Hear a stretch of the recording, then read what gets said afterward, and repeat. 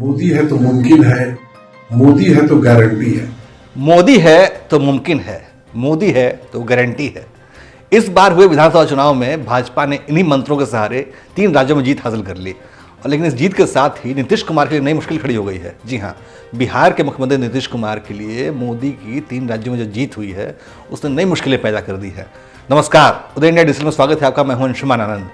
विधानसभा चुनाव परिणाम के साइड इफेक्ट बिहार में अब दिखाई देने लगे हैं। नीतीश कुमार के एक सांसद ने खुलेआम पीएम मोदी की तारीफ करके जेडीयू में भूचाल ला दिया है। चुनाव परिणाम आने के बाद जेडीयू सांसद सुनील कुमार पिंटू नरेंद्र मोदी की तारीफ में कसीदे पढ़ने शुरू कर दिए उन्होंने। सुनील कुमार पिंटू ने कहा कि जिन 4 राज्यों के चुनाव परिणाम सामने आए उसमें 3 राज्यों में बीजेपी पूर्ण बहुमत से सरकार बना रही है। बीजेपी और के कार्यकर्ताओं ने जो नारा लगाया था कि मोदी है तो मुमकिन है, मोदी है तो गारंटी है, उस पर जनता ने मुहर लगा दी है। चुनाव के नतीजे ने यह बता दिया है कि मोदी पर जनता को भरोसा है, तभी 3 राज्यों में बीजेपी को बहुत मिला।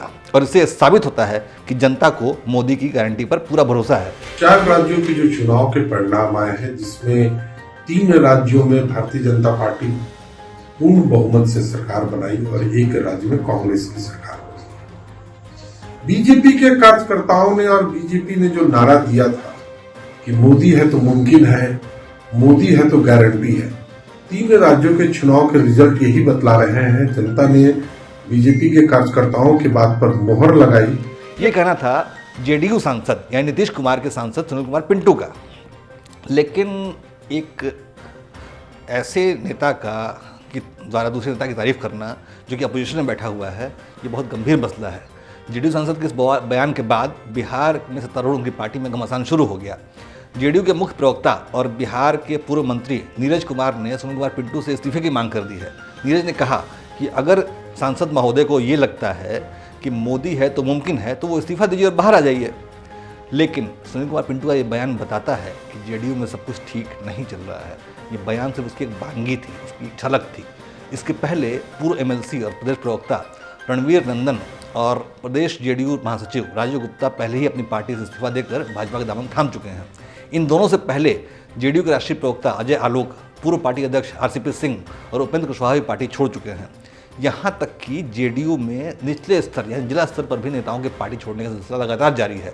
बिहार सरकार द्वारा घोषित जिला कार्यक्रम कार्यान्वयन समिति की घोषणा जब की गई थी, उसके बाद जेडीयू के करीब 1.5 दर्जन पदाधिकारियों ने संगठन के मुख्य जिला प्रवक्ता सह काराकाट सांसद के नवीनगर प्रतिनिधि राजीव रंजन सिंह उर्फ राजा बाबू के नेतृत्व में पार्टी पदों से इस्तीफा दे दिया था। ये जेडीयू का ज़मीनी स्तर का नुकसान है। जेडीयू नेताओं की नाराजगी की एक बड़ी वजह नए पार्टी अध्यक्ष भी हैं। दरअसल जब से नीतीश कुमार ने मुंगेर के सांसद राजीव रंजन सिंह उर्फ ललन सिंह को पार्टी का अध्यक्ष बनाया है, तब से जेडीयू में भगदड़ और ज़्यादा बढ़ गई है। जेडीयू नेताओं का आरोप है कि पार्टी के वरिष्ठ नेताओं और कार्यकर्ताओं की अध्यक्ष से दूरियां बढ़ती जा रही हैं, जिसकी वजह से आधा दर्जन लोगों ने अब तक जेडीयू छोड़ दिया है। इन सभी संकेतों से ये साफ पता चल रहा है कि जेडीयू के सर्वोच्च नेता और बिहार के मुख्यमंत्री नीतीश कुमार अपनी पार्टी पर से कंट्रोल खोते जा रहे हैं। जहां भारतीय जनता पार्टी दिन पर दिन नए नए किले फतह कर रही है, वहीं जेडीयू अपनी जीती हुई जमीन भी गंवाती जा रही है। खासतौर पर तब जब से जेडीयू ने आरजेडी के साथ मिलकर बिहार में सरकार चलाने का फैसला किया है, तब से ज़मीनी स्तर पर कार्यकर्ता बेहद नाराज़ हैं, क्योंकि चुनाव के दौरान का सीधा संघर्ष आरजेडी के लोगों से ही होता था, लेकिन अब उन्हें उनके साथ मिलकर ही सरकार चलानी पड़ रही है। यानी नीतीश कुमार ने दुश्मनों को दोस्त बना लिया है।